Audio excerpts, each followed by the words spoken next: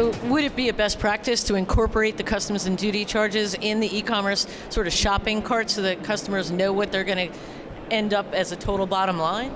They can do that, and there are companies that will facilitate that for you. For the shipper to do it themselves is really difficult. I mean, you need to know the duty rate by country and then by item, and the percentages are going to vary depending on, it could be different for every single SKU that you sell. So it'd be really difficult to maintain that kind of a database. There are companies that have software programs that will do what's called harmonize the product on the fly and calculate the duty and tax rate as the order's being placed. But from my experience, lower value items, and I mean lower value is under a couple $100, it's probably not worth it because that becomes an expensive process for the shipper. Okay. They're paying per transaction to have that calculation done. To Mary's point about the 70% of rejections are due to duty and tax issues, that's probably true. I'm sure it is. But I wonder how many pieces out of 100 are rejected at all, and then the 70% may become a small number. If you ship 100 parcels and 5 get rejected, and 70% of that 5 is because of customs, we're talking 3. So it's really not. It depends on how you position it. I'm not sure that it's that big an issue. We have customers that ship, I'd say 98% of them ship delivery duty unpaid, meaning it's the consumer's responsibility, and it does happen. Stuff gets rejected, but it doesn't seem to be an overwhelming problem. Right. Nobody's looking for lots of fixes.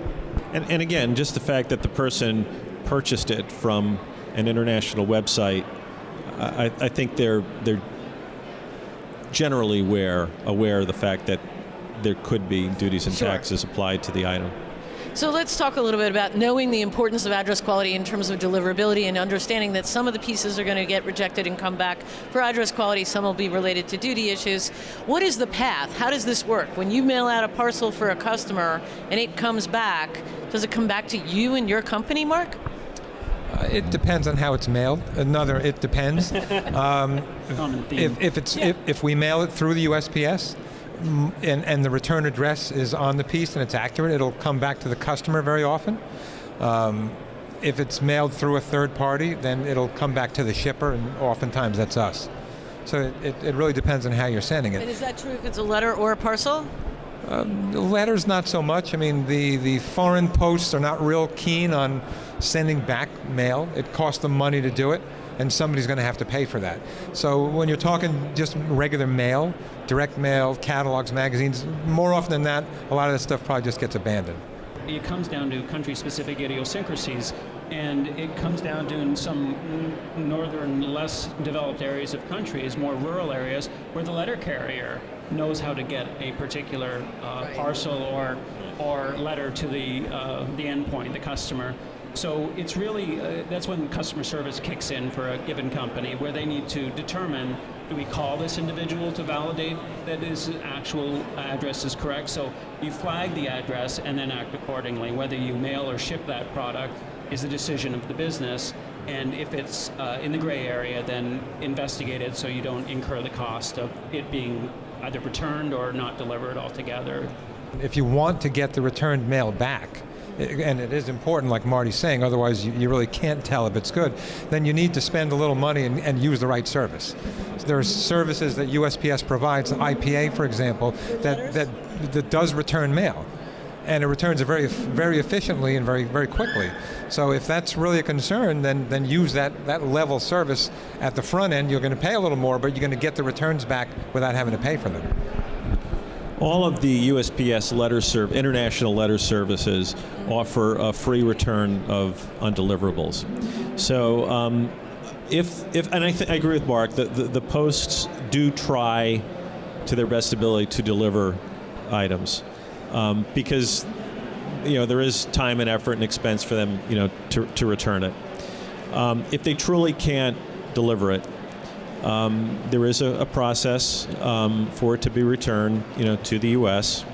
And because with USPS International Mail, the mail pieces do have the U.S. return address, right. The piece does come back directly to that sender.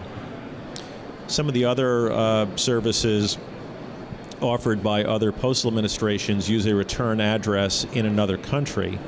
So the piece from the delivering destination country goes back to an address in a second country, and then it has to come back to the sender. It's much more convoluted. Whereas with the USPS, you've got that return address right on the mail piece, no question about it. That's where it's going to come back to. That could be useful in terms of managing the address, because if we all assume we have the right address and it's critical to delivery, but we don't always get the feedback about it not being a valid address, it's not a good way to maintain and grow the business for the future. And customers are expecting immediate gratification as it relates to ordering something on the web and getting it delivered. Correct. Yeah. So what other tips or tricks might you suggest to folks that are just getting into the global business? We'll just go one round down.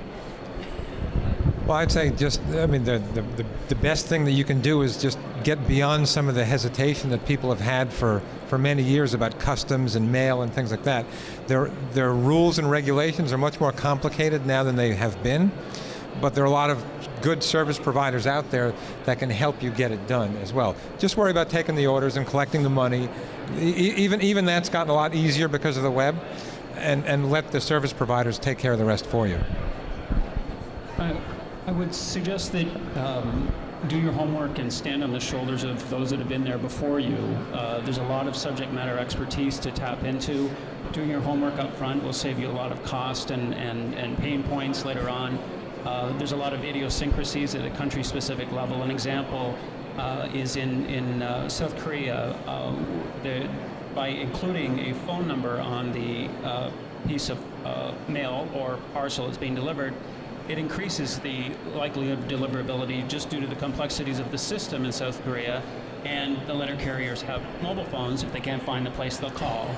So it helps assure deliverability. So speak to people who have been there ahead of you, and less anguish at the back end. I'd say it's easier than it sounds when we sit up here discussing what can go wrong and what the problems might be. So jump in, and there are plenty of people you can talk to. Try talking to people who are already doing it. They'll be very helpful. Yeah, and I would echo Mark's comment that, it is somewhat more complex, but it's really not impossible to do. I mean, I think it's a great way for companies to expand their businesses. I mean, it truly is a worldwide web, and so I think customers would be wise to embrace global business, global opportunities, and it's really doable. Yeah, there may be a few more issues that you need to be aware of, but it's certainly not impossible. Thank you for all your positivity and participation in today's panel discussion. I'll just quickly ask if there's any questions from the audience that we haven't addressed as of yet. And if not, yes, you have one?